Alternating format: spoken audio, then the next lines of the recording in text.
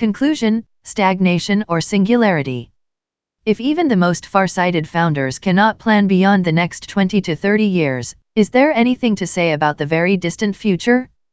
We don't know anything specific, but we can make out the broad contours. Philosopher Nick Bostrom describes 4 possible patterns for the future of humanity. The ancients saw all of history as a never-ending alternation between prosperity and ruin. Only recently have people dared to hope that we might permanently escape misfortune, and it's still possible to wonder whether the stability we take for granted will last. However, we usually suppress our doubts. Conventional wisdom seems to assume instead that the whole world will converge toward a plateau of development similar to the life of the richest countries today. In this scenario, the future will look a lot like the present. Given the interconnected geography of the contemporary world and the unprecedented destructive power of modern weaponry, it's hard not to ask whether a large-scale social disaster could be contained were it to occur. This is what fuels our fears of the third possible scenario, a collapse so devastating that we won't survive it. The last of the 4 possibilities is the hardest one to imagine, accelerating takeoff toward a much better future.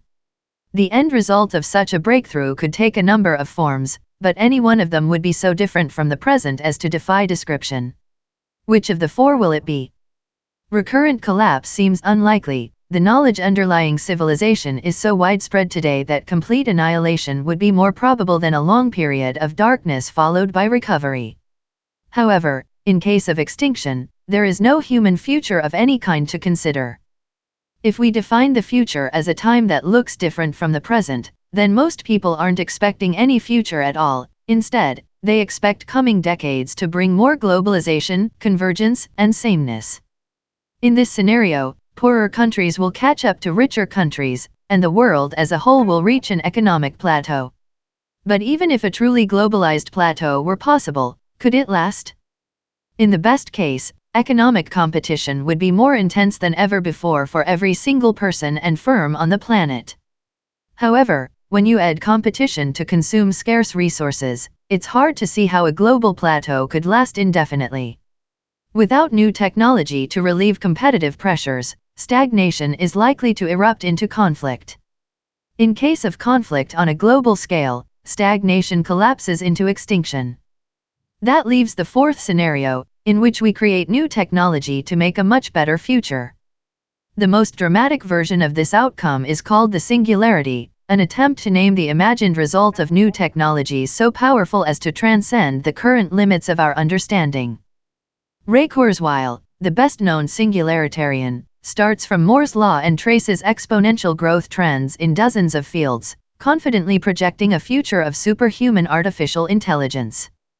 According to Kurzweil, the singularity is near, it's inevitable, and all we have to do is prepare ourselves to accept it. But no matter how many trends can be traced, the future won't happen on its own.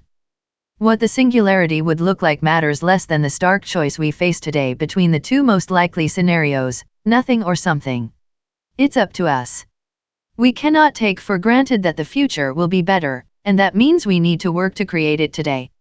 Whether we achieve the singularity on a cosmic scale is perhaps less important than whether we seize the unique opportunities we have to do new things in our own working lives.